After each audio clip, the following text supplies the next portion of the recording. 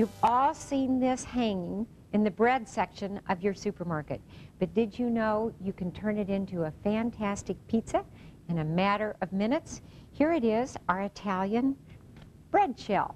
This is a thick crust Italian bread shell, the big size, wonderful, fun to have around, not in the refrigerator section, in the bread section. Now, this can be pizza in a minute. All you do is take a paintbrush, get yourself a little Italian spaghetti sauce, marinara sauce, whatever you want, and build your pizza. But let's go just one step, one baby step beyond pizza, and let's put something Italian, but a little fancier than a tomato sauce on it. And here's our getting to be old friend, pesto sauce. Pesto sauce is, again, a fancy name for basil, olive oil, pine nuts sometimes, Parmesan cheese, all ground up together. And the pesto sauce comes in your supermarket also. You can get it in the refrigerator section. It comes in a little plastic container. I keep some frozen in my freezer. Whenever I need it, take it out, defrost it in the microwave for just a minute, take out what I need, put it back in the freezer. Or you can just keep it for, I think, up to 2 weeks or so in your refrigerator. It's wonderful to use for all sorts of things, and I'm going to spread it on this bread shell just like you would a pizza sauce. And if you're going to have this for dinner, definitely use one of these big bread shells. But if you want an hors d'oeuvre, this is a great little thing that you can do with one of those smaller size of the bread shells. Scoop it all together like that. And now I'm going to sprinkle on some cheese. I happen to have here some goat cheese, which is, in this case, a French goat cheese, rather expensive and simply delicious. So let's say we're going to go the extra mile. You have some wonderful company coming for dinner. You want to go out of your way. French goat cheese is expensive. You don't want to use French goat cheese. I'll tell you a real good substitute, and that is some of those garlic cheeses, those herb cheese spreads.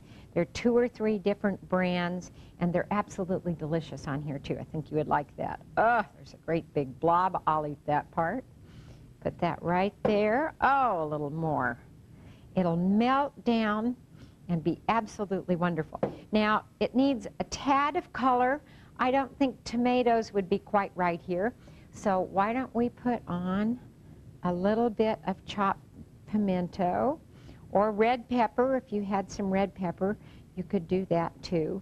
Now, before your important company comes, or even in the morning of your party, or morning of when your company is coming, you can put all of this together and just let it sit right where it is. And then just before, about 15 minutes before you're ready to serve it, you want to put this in not a real hot oven, about a 300, 350 degree oven. And what you want to have happen is just have the cheese melt and soften a little bit.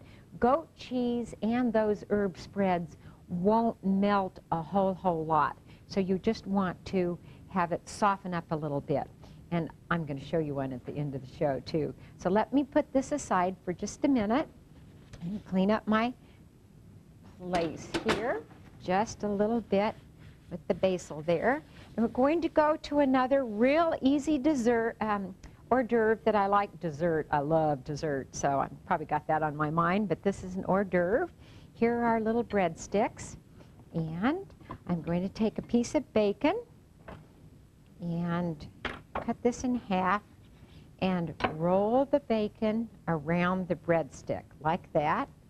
And if it's a little bit soft, the bacon ought to stick. Roll that into a little Parmesan cheese. One more real quick, and we'll roll up this in. As they cook, and these do need to cook enough so that the bacon kind of gets nice and crisp, and as they cook, that bacon juice will kind of seep into that breadstick, and you'll absolutely love it. So I'll make one more here for you here. You can make the real long breadsticks if you want, but this doesn't go real well with the real skinny ones. So let's make another one of these. Roll it up like that. And these are ready to go into a hot oven. Now let me take you over to my oven and show you our finished product. And since it's a pizza, I've got something a little special. It's kind of the wedding present of the year if you're going to get married this year. Let's go over, take a look at our boboli. Scoot it out just like that. Here's our pizza, and here is our squishy Kansas-style garlic bread, just like you want it. And if you would like to have any of the recipes that you've seen here on How to Boil Water, please send a self-addressed stamped envelope to Boil Water, P.O. Box 5458, New York, New York, 10185. Looks like we're about out of time, but not out of appetite. I hope you'll look at the bread section of your supermarket really closely and your refrigerator in a new light. I'm Susan Krankel. Join me again next time here on How to Boil Water.